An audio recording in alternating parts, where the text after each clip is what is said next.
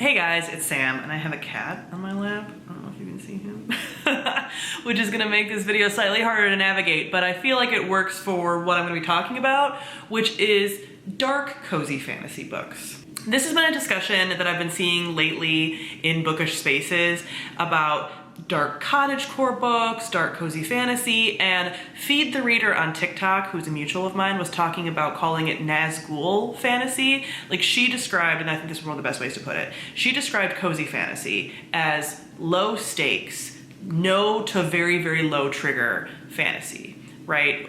Think Legends and Lattes by Travis Baldree, that kind of thing where, and she called it sort of Hobbit cozy, where it's like you're in the Shire, you're running your, business, you're doing your taxes, you're hanging out with your friends, you don't want any adventures, everything is cool. Nazgul fantasy, as she called it, is you're still in the Shire, things are still kind of chill, but you're a little dark ghoul. You're a depressed ghoul in the Shire who needs a little bit of trauma, a little bit of dark magic to feel at home. So these are books that read as cozy to me, and these little like subgenres that we all come up with, this is like subjective experience, right? So like people disagree about what makes a cozy fantasy. Cozy fantasy is about vibes, right? These books all feel cozy to me, not necessarily the super lowest of stakes, but always felt like they were gonna like ultimately turn out. So this is gonna be a subjective experience, but for me and how I'm kind of describing these books and how I kind of describe a cozy fantasy in general is mostly vibes. I don't necessarily need a cozy fantasy to be low to no stakes and low to no triggers, because I don't have very many triggers that bother me within books anyway. So most books are not going to be like distressing to me in that way. But for what I'm talking about here, these are books that again felt cozy to me, had like an atmospheric quality to them, but have like maybe like a little side of like creepiness, or like a lot of these have like these sort of like gothic elements to them while still being like fairly lower stakes, like usually not like world ending stuff. It's much more about like the small group of people. There tends to be some like found family elements, maybe like a romance, things like that. So this is what I would describe as Nazgul fantasy, dark cozy fantasy, dark cottagecore fantasy, whatever you want to call it. The first one that comes to mind for me is Uprooted by Naomi Novik. I find every reason that I can to recommend this book because it's one of my favorites. By the way, did I ever show you guys this like fully? Oh man, I can't even really like, this is my Uprooted tattoo. I have better pictures of it on my Instagram. But anyway, this is following like a smaller part of the sort of fantasy world. It's a standalone and it has very like easily accessible writing, and it follows a girl who is being essentially like taken by a man who's like the dragon, but is just like this wizard, and he takes these women and he sort of like protects the forest and protects them from the forest because something like evil is in the forest and the forest corrupts people and things, and she is being chosen to like go and doesn't really know what that means, and like everything's kind of going from there. So you have this like dark forest plot. She's in a tower. She's doing like nature magic things. She's sort of like learning magic things. And they have this like very, very small, subtle romance. Think sort of Howl's Moving Castle-ish, in my opinion, that like the vibes of that. This like sort of cozy setting, if you're okay with creepy forest shit.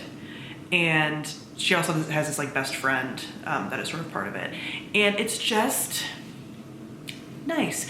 Are there some stakes? Like, is it kind of creepy? Is it this like, this forest is like taking over people? Sure. I don't find that like particularly high stakes. I know some people can, but again, we're doing Nazgul, so just be okay with the Nazgul fantasy. But this sort of tracks for that like cozy fantasy with a slight edge feel. Similarly is Among the Beasts and Briars by Ashley Poston. This is a YA novel, and it's a standalone, and this follows a girl who is the daughter of the royal gardener, and something happens where, again, a corrupted forest is like moving in and basically infecting everyone, and she has to go and try to find this like lady of the woods who could potentially save them. She has a fox companion. There is a lot of body horror and forest taking over people stakes there, but you have a couple. She has a fox companion, and she eventually runs into a bear as well, and the bear also comes along.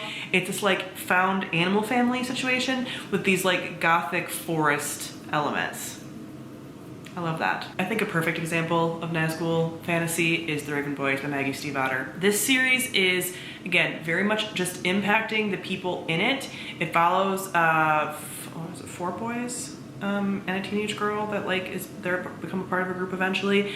And at the very beginning, the girl, she can see, man, it's been a long time. I think she can just like see ghosts, but not necessarily like interact with them, and doesn't have any other like magical abilities. And she sees one of the lead guys like walking the ley line, which means that he's gonna like die in the next year. And then she like runs into them, they become friends, like everything kind of goes from there. Taking place in a small town, I believe it's in West Virginia. Again, it's been a while since I've read these, like years. And there's a lot of like witchy and occult elements. A lot of the adults are like witches in here. And there's a lot of just like this atmosphere of this small town, the town being almost like a character in and of itself, and much more about these character relationships and interactions than it is really about the plot. There is this like stakes element of like this evil thing doing things, but like when you're reading it, at least from my experience was, it's so like not that serious, not in like a funny way, but like the main focus is so not on those plot elements. It's much more on the like whimsy and like gothic elements and the character interactions than it is about trying to defeat a big bad, which I think is very like quintessential sort of like dark cozy. I think Margaret Rogerson books in general are pretty good with like the Nazgul fantasy, but I picked specifically Sorcery of Thorns. This follows a woman who works in a magical library, and the books can come to life. They're like dark magic books, and they can come to life, and she has to like make sure that they like stay in the library, and like they're like sort of evil entities, and she ends up having to team up with a sorcerer. And it just has these like, it has this like sort of enemies to lovers, rivals to lovers like element, and it has this just like dark gothic vibe to it. And we're in like a library, so this like sort of cozy setting, and it just has like a lot of those little delightful elements where it never felt as a standalone. So it never felt like it was getting like so complex that there's like world-ending stuff here, but like it's a little creepy. There's some dark magic, you know, but like ultimately everyone's fine. It's kind of cute. I don't remember if she has, it's been so long. She might even have like a magical little companion that like hangs around. It's really helpful when there's some kind of like magical animal companion too. A more recent read for this is Saint Death's Daughter by C.S.E. Cooney. This is a weird book. I've done a review for it, so I'll link it on the screen. But this has, yes, some like larger reaching things, but ultimately we're just following like mostly our main character, who's a necromancer in a necromantic family who is basically allergic to violence. And then there's all these other sort of like political factions. There's a lot of like bird magic stuff, and just like power players, and a lot of just like political machination stuff. But it still ultimately like revolves around her and like her experience and like how it's affecting them sort of as a family, even though it will have further reaching things. And you have her best friend being a revenant that's attached to her creepy little house. You have her grandfather, or like great-great-grandfather or something, Ghost, who is kind of a jerk, but like is also this like factor that makes it feel sort of like cozy fantasy-esque.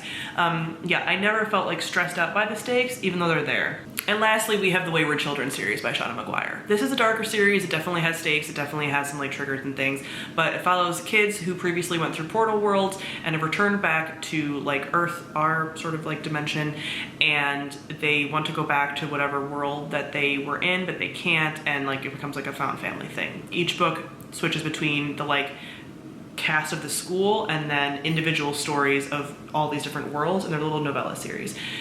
This is delightful, and like again, even though there's some heavy topics covered, it feels cozy. Like everything feels safe. Kids are going to like the worlds in which they belong, and some of them get to go back and some of them don't, and that's very sad.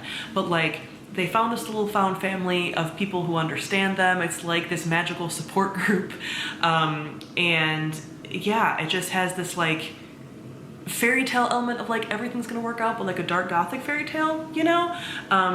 So yeah, I don't never feel like the stakes are so high that like horrible things are happening. I haven't read the most recent 2 installments, but like bad things do happen, but like magic finds a way. And I just find them really delightful in a very like cozy way. So those are all my recommendations for now. There's more than this. I could definitely do a second video if you guys want to hear more. I've also been recommended a number of books that I think would qualify as like Nazgul fantasy. T.E. Kingfisher comes to mind as a cozy dark fantasy author. But definitely comment below and let me know what books for you fall into this dark fantasy, Nazgul, cozy fantasy category. Thank you all for watching. I'll see you all guys soon. Bye.